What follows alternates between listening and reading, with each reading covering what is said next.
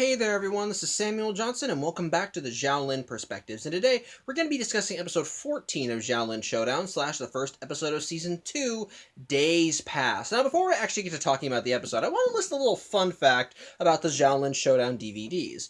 So, did you know that when the series first aired, apparently only season 1 got a physical release? For reasons that I don't understand, apparently season 1 of Xiaolin Showdown was the only one that people could actually get their hands on for a DVD collection. Seasons 2 and 3 for many years did not get physical releases, and you could probably only see them via reruns or if you just recorded them. As a result, the only way you could actually own Xiaolin Showdown was through the season 1 collection, and unfortunately, as you do with that sort of thing, eventually that stopped being manufactured.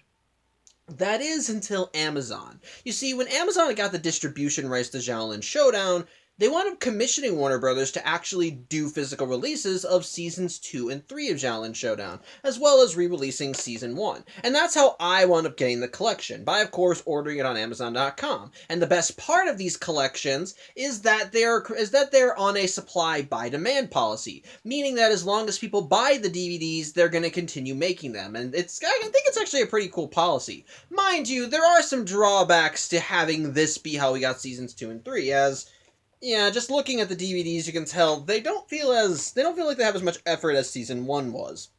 As just looking at the box art, you can tell that this one actually feels like it has more effort put into it, while seasons 2 and 3, if you can actually see it without the light from the window glaring off it, they're more generic poses, and the artwork on the back is just screenshots from the show, as well as this honestly not that good artwork for Dojo. It's clear that not as much effort was put into releasing the last 2 seasons, but at the very least, I still think it's pretty cool that it's because of Amazon that we actually got the full series released on DVD. So kudos with that. But anyway, you're probably not here to hear me talk about this. Rather, you want me to talk about the episode. And well, previously on Xiaolin Showdown.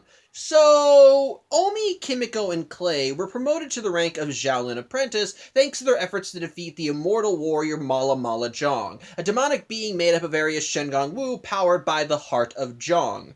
Unfortunately, though, while those 3 managed to be promoted, Raimundo was held back, as, well, his actions during Mala Mala Zhong's attacks almost resulted in his friends being killed, and that was mostly because Raimundo disobeyed orders. As a result, Raimundo, feeling unappreciated and unwanted, wound up ditching the temple and wound up going right back to Brazil, where he wound up meeting up with Wuya, who, when Mala Mala Zhong was created, ditched Jack Spicer, and when Mala Mala Zhong was defeated, Jack Spicer told her to hit the road. As such, she went to Raimundo and promised that she could give him what he was worth if he sided with her, and ultimately, Raimundo wound up joining up with Wuya, and is now working under her, with his first action being as her lackey was to get her a new Shengang Wu called the Reversing Mirror, a mirror that has the power to reverse the effects of any Shengang Wu it's used against or in conjunction with.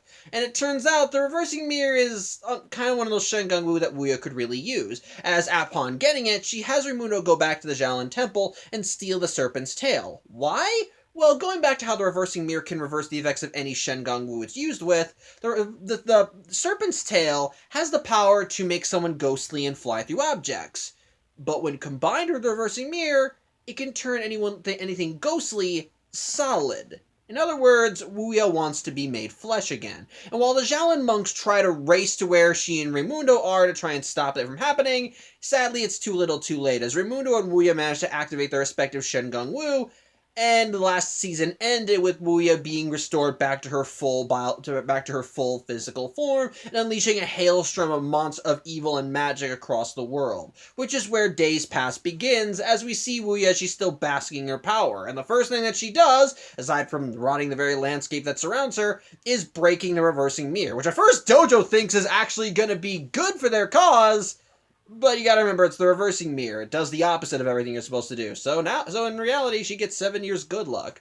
As such, the Xiaolin monks immediately go on the offensive, as they each pull out their Shengang Wu and try and do battle with Wuya, even trying to combine the Shengang Wu with their elements, like Master Feng showed them, and nothing works. Omi tries freezing her, she breaks out of the ice. Kimiko tries kind of coating her in fire, she walks right through it. Clay tries smashing her with the third arm sash, And she literally reappears behind him and actually whispers in his ear when she says that she wants to show them what Xiaolin magic can do. As a result, she chucks clay at the other Xiaolin monks, and she uses her magic to summon her foot soldiers, which in this case are gigantic rock golems that end up overrunning the Xiaolin monks. As a result, a strategic retreat is sadly in order, with Dojo transforming into his giant dragon form and flying away with the monks on his back. And while Omi tries to keep spirits high, saying that there's always a way to victory, well, all it takes is Wuya immediately using her magic to alter the very landscape to turn into her palace, that to immediately make to make Omi rethink that policy. Especially when, upon the palace upon the palace rising, her symbol is laid across the moon, and the aura around it is very much an evil and demonic one. And so Omi realizes, yeah, this might not bode well for them. And unfortunately for the good guys, they don't even get to go that far, as Wuya's soldiers immediately just hit them with a barrage of fiery stones that cause them to come crashing to the earth. And even before they can make a retreat, the golems catch up to them and get ready to crush them. However, they get a last-minute save by Raimundo, who ports in via the golden tiger claws, as he tells the other Xiaolin monks that he wants them to beg for mercy, which of course the Xiaolin monks won't do because, well, they don't want to back down to evil, but Raimundo tells them that if they don't, they are going to get crushed. So it looks like Raimundo may be their only way out of this, until they get some unexpected help, as who would show up but Jack Spicer, flying in that jet whatever that he had before, as he managed to grab the Xiaolin warriors and get away, with Raimundo being a little surprised, especially when Jack ends up shooting up the golems and destroying them. As such, Raimundo does end up going back to Wuya and reporting what happened, but Wuya doesn't really give a shit. She thinks Jack Spicer is a gnat at best, and while she does plan to deal with him, she's willing to wait until she takes over the world before she does it. So, yeah, it's a non-issue for her. In the meantime, though, back with the Xiaolin warriors, they're kind of wondering why Jack Spicer is helping them. After all, he's Jack Spicer, self-proclaimed evil boy genius. You don't exactly help the good guys when you're on the side of the devil, is what I'm saying. As such, Jack explains that yes, while he is still evil, he wants to rule the world. It's what he was ranting and raving about in the first episode of the series. But he can't exactly rule the world if someone higher up on the food chain has gotten her claws into it, i.e. Wuya. As such, if Jack wants to rule the world himself, he's got to knock her off her pedestal, and unfortunately, that means that he has to side with the good guys for a while. As such, the Xiaolin monks immediately start trying to ponder what they can do to take Wuya down, as she's clearly more powerful than any of their Shen Gong Wu, and they can't really think of a counter strategy to beat her. As such, their immediate plan is to go back to the Xiaolin Temple and talk with Master Feng, see if he can come up with something. Sadly, that plan goes down the drain, as it turns out Wuya's already started spreading her influence around the globe, and she's already hit the Xiaolin Temple, as Master Feng and the nameless elder monks are all trapped within stone cages, and the temple is overrun with stone golems. And upon the Xiaolin monks getting close to the temple, Master Feng immediately tells them to run away, which they do, though not before getting another barrage of flaming stones, which end up destroying Jack's jet. Thankfully, with the help of Dojo, the group is able to fly away, but they end up reconvening by a river a bit away, and sadly, they still have no idea what to do. They cannot face Wuya in a fair fight right now, and like I said, their Shen Gong Wu is useless, and again, their master is captured. They're kind of running out of options very quickly here. However, as they're all pondering this, Omi mentions that there was one person who was able to defeat Wuya when she was this powerful, and that person was Grandmaster Dashi. After all, his battle with Wuya is considered legendary, and it was him that put her in the puzzle box in the first place. But they can't exactly ask Master Dashi for advice right now, since he's been dead for over 2,000 years. And the only way that if they really want to talk to him, they need a time machine. And when Jack hears those words, he perks up a little. As such, the episode ends up cutting to later, as the group has managed to get back to Jack's lab, and Jack unveils one of his devices, and this one is a gateway, specifically a time gateway, one that you could use to travel backwards in time, under the right circumstances. You see, the time machine itself kind of has a few bugs in it, as Jack demonstrates as he activates the thing, and a future Jack steps through, with the past Jack with the present Jack just giving them a watch this before stepping through the time machine.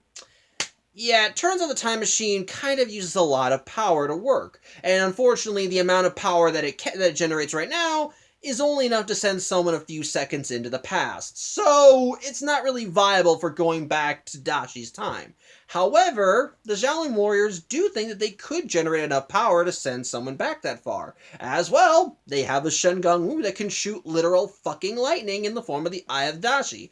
As such, Jack takes them up on this offer, and they decide to power up the time machine, with Omi being the one to volunteer to try and go back in time and see Master Dashi, taking with him the Orb of Tornami in order to better prepare himself. And so, after they supercharge Jack's time machine, Omi steps through and ends up back in the past, with Jack setting the coordinates of the time machine so that he'll arrive in China at the base of the Xiaolin Temple. However, before we get to that, I want to go back to what's going on with the bad guys, because there is something happening there. Where you see, Wu has already ruled the world. Yeah, she did it off screen, but apparently she was able to spread her influence so far around the world that she now pretty much has gotten it conquered. And she's even actually getting into debates with other world powers to try and get them to try and concede to her demands. Otherwise, she will start raining down hellfire upon them. So, yeah, essentially Wuya's kind of won here. However, Raimundo is getting a little iffy about this. Yeah, he was willing to go so far, but now it's getting a lot more serious. He's like, I don't really like this whole rule the world kind of thing. But Wuya decides that maybe it's time that she keep her end of the bargain with Raimundo. After all, she did promise him fame, fortune, and whatever the hell he wanted, and so she used her Xiaolin magic to create a new section of her palace, which of course is called the Rai Zone, and it's filled with every single video game that one could ever want. And so Raimundo is pretty much becoming a kid in a candy store as he just runs in and starts playing with everything. Unfortunately, he gets bored rather fast, as while it is fun playing all these video games, they're not as fun when you don't have someone to play them with. As such, when Wuya comes back to check on him later after she once more threatens the world leaders like I mentioned, she wants to know if he's unhappy, and Raimundo says that yeah, he kind of is. As such, when Wuya thinks that he just doesn't get enough stuff, so she summons a sports car for him, which she poses on the hood on. Again, she's still a solid 10, but Raimundo mentions that he kind of wants friends to play with, people he can enjoy this stuff with, and Wuya says that she'll be happy to oblige. Well, sort of. She doesn't want to play with him, she's too busy ruling the world, but she can make playmates for him as she creates a trio of golems that she orders to go play with Raimundo so that he's adequately satisfied, before she ports into the sports car and drives off. Again, she knows what she's doing. So, yeah, Raimundo is placated for now, but it's clear it's a temporary solution because these golems are dumb as rocks, which, considering they're made of rocks, makes sense. But anyway, back to Omi. Omi does arrive in the past, but at the time that he arrives at the Xiaolin Temple, there's barely anything there. It's clear that they've only just begun construction on this thing, as various support beams are being built up, but there are no walls or buildings or anything in place yet, which confuses Omi, as the Xiaolin Temple was going to be his biggest clue for fighting Dashi. Thankfully, though, after climbing up to a cliff, he's able to see a town in the distance, and thinks that if he goes there, he could probably ask around to find Master Dashi. As such, when he arrives there, he does try asking various people, but no one really gives him a second look. And eventually his search leads him to a man that's just kind of lounging on the street. As such, Omi starts asking him if he's heard of Grandmaster Dashi, and the man says that he's never heard of him before, that he doesn't keep up with the current events, and that he just wants Omi to piss off. This kind of ticks Omi off, because Grandmaster Dashi is a big deal as per the Xiaolin Temple, and considering how close that this town is the Xiaolin Temple, you kind of expect that maybe they would have heard of this guy. However, before Omi can go off and search in other areas, who should show up but Dojo? As I mentioned before in previous vlogs, Dojo is a very old dragon. He was around when Master Dashi was around. And so we actually get to see a younger version of him, his eyes are a lot bigger and more, I guess, anime-esque in the past? I don't get it. But either way, he immediately arrives and identifies this random stranger as Grandmaster Dashi, as he's arrived to tell Dashi that he's hid something called the Wings of Tanabe somewhere, and he apparently also messed up Dashi's shirt, as he mixed it in with his red socks, and now the shirt is pink. That's funny. And even future Dojo asked Omi to say sorry about the shirt. As such, Dashi, his cover blown, immediately gets upset with Dojo, and when Omi realizes who he's talking to, he of course just he immediately just starts bowing to him and praising him, which gets the attention of the local townspeople. But Dashi tells them all to scram. As such, he asks Omi what he wants from him, and from here, Omi starts explaining what's going on. That he wants a secret to defeating Wuya, that he's from the future, and that ultimately he needs another puzzle box in order to defeat Wuya. Now the thing is, past Dojo thinks Omi is full of crap, that he's just kind of insane, and that this story is just nothing but hogwash. However, Dashi actually listens to the story. He actually pays attention. And when he hears that Wuya eventually gets out, even he believes it. As he's like, oh, so my puzzle box would only work for 1,500 years. That's interesting. And so he actually does agree to listen to Omi, much to Dojo's confusion. However, he says that he won't give Omi what he wants right away. Rather, if Omi wants what Dashi has to give, he has to beat Dashi in a little contest, or a Xiaolin showdown, which I was a little confused how they could actually initiate a Xiaolin showdown, especially since usually in order to initiate one, at least two people have to grab onto a Shen Gong Wu. But this is Grandmaster Dashi, and it's apparently, and the thing is, he's the original owner of the Shen Gong Wu, so you could argue that maybe he has the means of doing it. And, well, he does have a way of doing it, as he immediately sets the parameters for the showdown, as he orders Dojo off to get another Shen Gong Wu called the Sands of Time, an hourglass whose ability we'll mention in a later episode. And pretty much what he does is that he picks up a pebble off the ground and tells Omi that he needs to get this pebble away from Dashi before the Sands of Time run out. If Omi can get the pebble before then Master Dashi will give him the puzzle box. Of course, even Omi's like, but wait, shouldn't we wager Shen Gong Wu? But Dashi says, hey, I'm the Grand Master, I can make my own rules. And so Omi concedes and immediately gets ready to do a Xiaolin showdown. And it's here where I think we can find a workaround for why a Xiaolin showdown is being created without a Shen Gong Wu to activate it. In this case, when Dashi picked up the pebble, it started glowing. And considering what happens after the showdown, I'm willing to bet that Dashi kind of unintentionally turned this pebble into a Shen Gong Wu, since it's the prize that will be won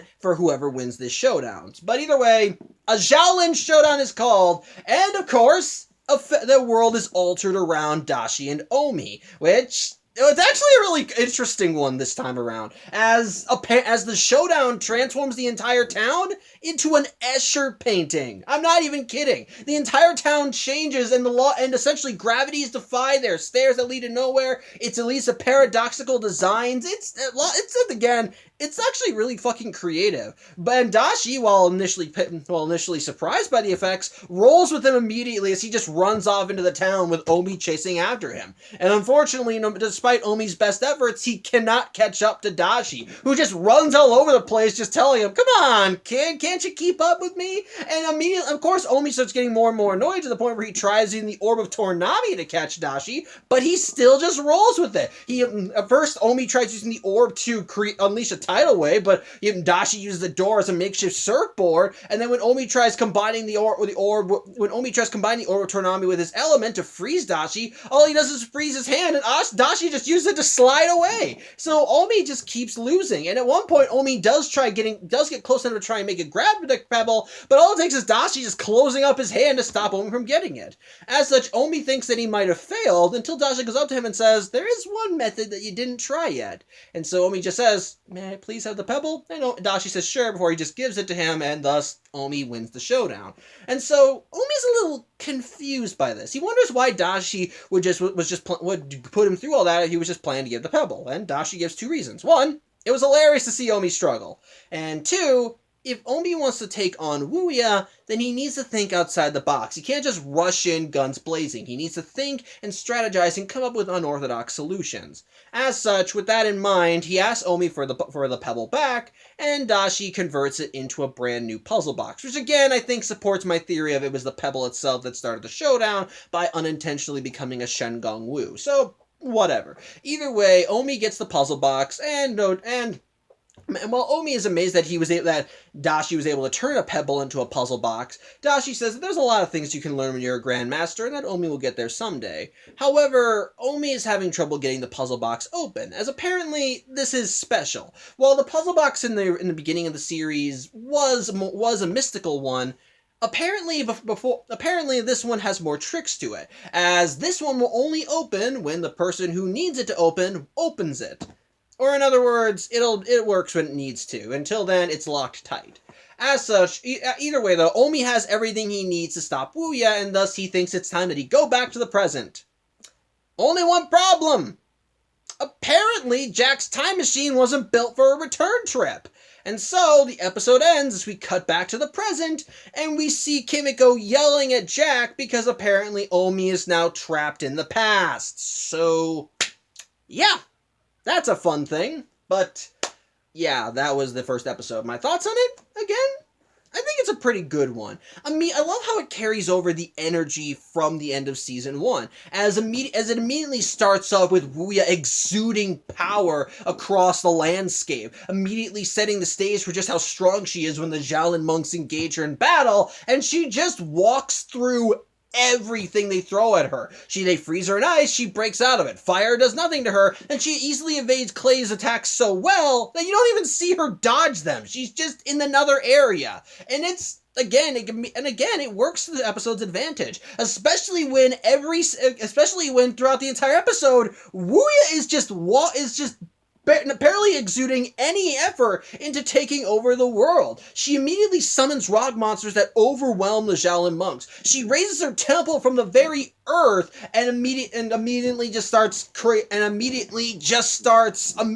exuding her power and influence across the globe. And her soldiers keep growing, and it's clear they don't even need to be close to her in order for them to do anything. Especially which is showcased when the Xiaolin monks go back to the temple, and it's already taken over by her soldiers. And it's becoming clear that the good guys aren't winning this one, especially when the next time we see Wuya, she's already finished conquering the world! This bitch is busy, and she even says that she took over the world before lunch! So clearly, she's got all of her eggs in a basket now. So it really helps kind of hammer in just how screwed the good guys are. The bad guy, just from getting her physical form back, was able to exert all of this influence and energy, and anything that they could possibly throw at her is next to useless. So it immediately keeps you on your toes and makes you wonder how they're going to beat her. As like Dashi said, in order for them to actually defeat Wuya, it will require some unorthodox thinking, which they do sort of employ when they bring up the time machine angle, with Jack being able to use the time machine to send Omi back to the past so we can talk to Grandmaster Dashi about how he can defeat Wuya. It sets a bar just for how bad things are that you kind of have to resort to a few impossible scenarios in order to achieve victory. It kind of reminds me of how they had to cheat in order to defeat Mala Mala Zhang, since the only way they could beat him was by getting to the Golden Tiger Claws and using them to get to the heart of Zhang. So again, I like that. It really does help set up just how stacked the odds are against the good guys, and it keeps you invested in wanting to see them win, because again at this point it's like if you send a few soldiers against an entire army.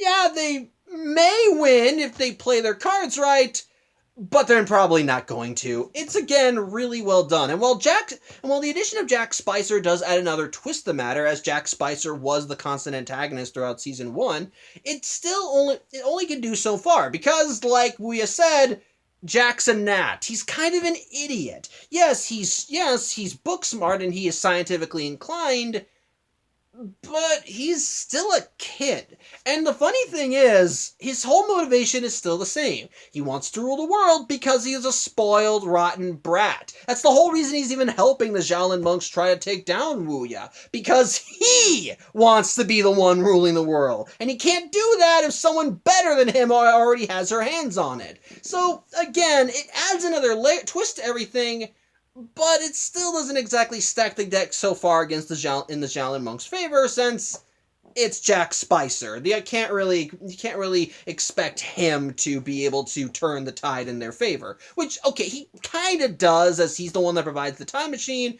But, of course, there's still the fatal flaw that the time machine is a one-way trip. Once you go through it, the only way you can get back to your proper time is by waiting. And, well, considering that Omi was sent back 1,500 years, yeah, I don't think he's gonna survive the journey. With that said, though, the episode does still contain the same charm that you would expect from Xiaolin Showdown. As while the stakes are very high, you do still get some genuinely good humor, like with Omi initially thinking that Jack Spicer has turned to the side of good before Jack tells him, "No, I'm evil as ever." Or when Ouya breaks the reversing mirror and Dojo tries throwing in her face, "Ha! You just got 7 years bad luck!" And she's like, "Actually, it's the reversing mirror, so it would actually be 7 years good luck." So in that regard, there's funny, and of course, there's also some kind of humor with Raimundo, as he's given everything he wants, and Wuya doesn't really understand that he's starting to feel lonely, and that may be detrimental. But with that said, there are still some fun things in the episode beyond them. And in one regard, let's talk about Wuya. And as I mentioned in the last episode, she is still a solid 10. Though animators did a very good job making her look, for lack of a better term, sexy. The way she moves, the way she's designed, her hips, her hair, her face, her voice, her fucking voice. I'm gonna say this right now. It's clear that the VA for Wuya is the same VA from when she was a ghost. But the tone is completely different. As a ghost, Wuya kind of had a more higher-pitched, raspy voice, kind of fitting with what you would expect a hag to sound like. But Flesh and Blood Wuya? It's the same voice, and it sounds just as sinister and just as slimy, but in place of the shrieking hag-like nature, it's more low and sensual, and Wuya loves to use that sexuality. She's throughout the entire episode, the way she walks, the way she moves, she poses all the fucking time. Like when Raimundo goes to her and tells her, "Oh yeah, Jack Spicer went and saved the Xiaolin warriors," she's sitting in her throne and just sitting back like this, throwing her hair up, kicking her legs up. She's like she's posing for a fucking magazine. When she summons Raimundo's hot rod, she's just lying there on the hood, her hands on her hips, while she just looks sexy as hell. Hell, when she was fighting Clay, when she appears right behind him, she holds him close and then whispers in his ear about what Xiaolin magic can do. It sounds like she's coming on to the cowboy, is what I'm saying. It's clear that Wuya knows she's sexy as hell, and she's enjoying the hell out of it. Which, to be fair,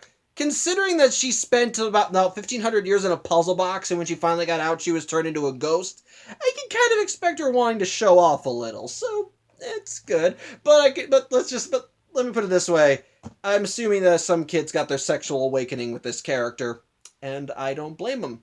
The animators knew what they were doing, and they were having fun. And to kind of go off on that, let's talk about Dashi, and how his story might not be what we expect. The thing is, let's go back to talking about the first episode of the series. If you remember well, in episode 1 of Xiaolin Showdown, the lead-in for the series was the story of Dashi and Wuya, about how the two of them clashed in an epic combat with Dashi using his Shengang Wu against Wuya's Xiaolin magic, and how that was considered the first Xiaolin Showdown that eventually ended with Wuya trapped in the puzzle box.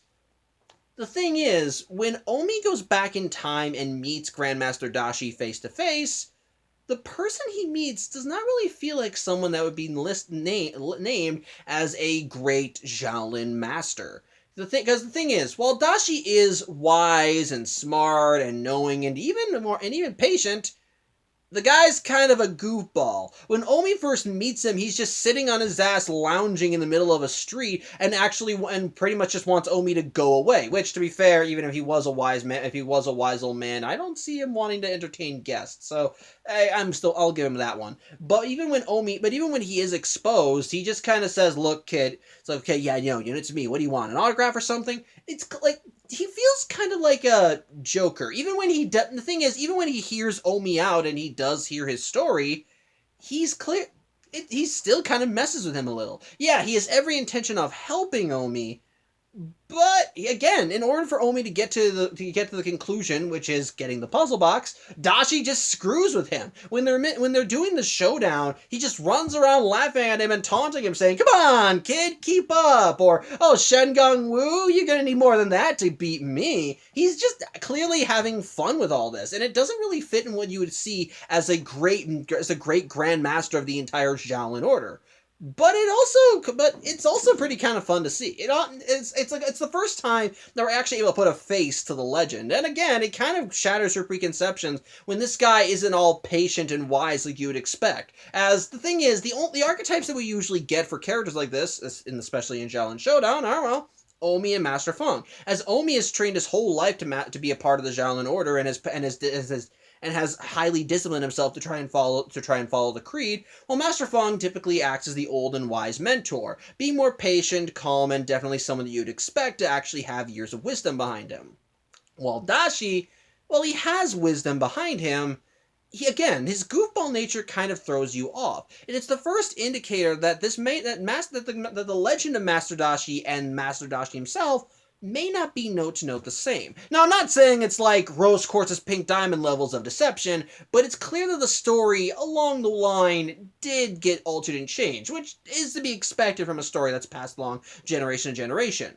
But one aspect of the story that definitely you can tell is not how is definitely been altered is what was actually the first Xiaolin Showdown. According to the legend, the battle between Master Dashi and Wuya was the first Xiaolin Showdown, as it was Dashi's Shengang Wu against Wuya's Heilin magic.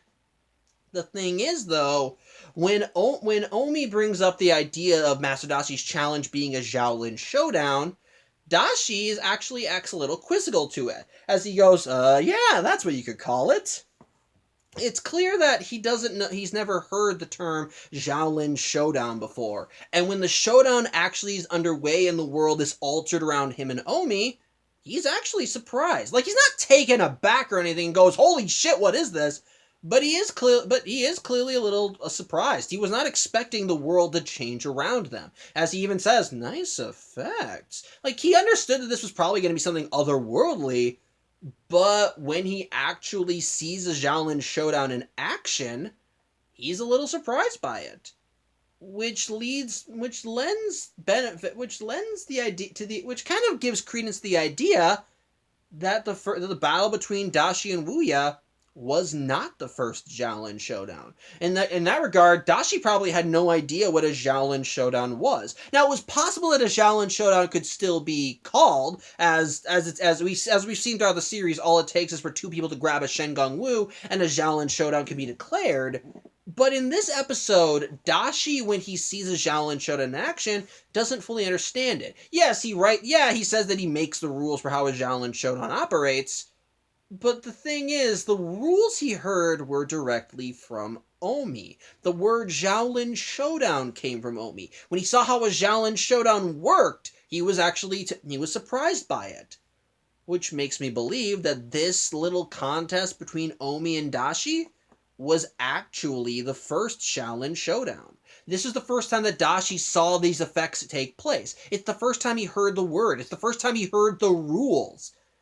And I think after Dashi had his little contest with Omi, he started spreading the knowledge of a Xiaolin Showdown, and ultimately, as the story of Dashi and Wuya wound up spreading across the world and across the Xiaolin Order, eventually some details kind of got mixed up as he continued spreading the word, as people started hearing more and more about a Xiaolin Showdown, and they began thinking it must have been the battle with Wuya. That must have been a Xiaolin Showdown. As keep in mind, when Omi and Jack had their first Xiaolin Showdown in the series, they were both surprised by the effects, with Dojo saying, "Yep, that's a Xiaolin Showdown for you. I never know what to expect." So the implication is that the only way that people even knew what a Xiaolin Showdown was through Dashi.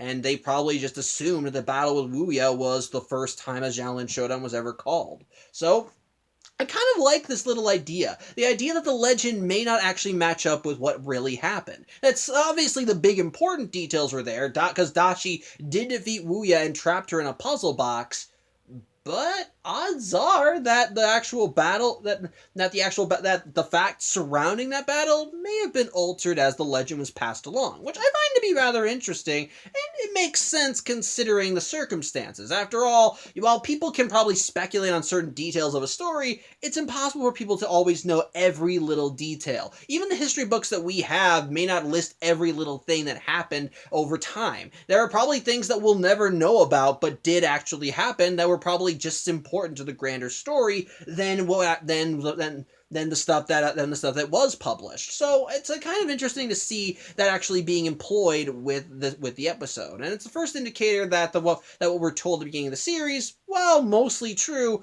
may have had some details altered. So again, I kind of dig that. But overall, when it comes down to the episode, again, it's a good start to season 2. As again, it picks up the momentum from the first series, keeps it running by having Wuya continually get a one-up on the good guys at every single turn, having them get one sliver of hope with Jack Spicer as he employs the time machine, and ultimately having that hope get a little squashed, as while Omi does go back in time and get what he needs to stop Wuya, he's still kind of trapped in the past, so ultimately, any advantage that he could have gotten may not be helpful for his friends in the present day. So, again, I like that sort of thing. But so, on the whole, I think Days Past is a good start to season 2, and definitely makes you want to come back and see more and see how the good guys will ultimately win the day. So, yeah, I think that's really all I have to say regarding the episode. Overall, good episode, and yeah, that's it. So, yeah, I think that's really all I have to say regarding Xiaolin Showdown.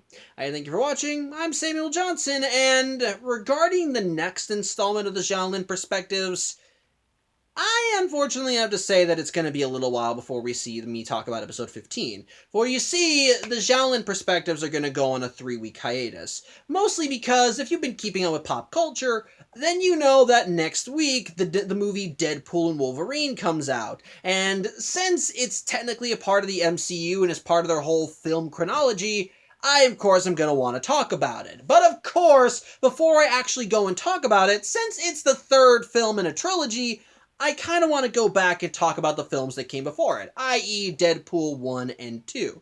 Also probably going to watch Logan, but I'm probably not going to vlog about that one. My point is, before I get to talking about Deadpool and Wolverine, I do want to go back and watch the first 2 Deadpool movies, and as a result, I'm going to be dedicating the next 3 weeks to talking exclusively about them. Now, the Xiaolin Perspectives are not canceled. They will come back after that 3-week hiatus. But basically, for the next 3 weeks, you're going to be seeing a lack of Xiaolin Showdown on this channel. Again, and we're not going to be abandoning it. We will come back. It's going to be a little while before we do. So apologies if you were looking forward to the next installment. But when we do come back, we will see exactly how the good guys will try and win the day, and to see if the weapon that Dashi gave them will be of any use. So till then, I hope you have a good Friday, and take care.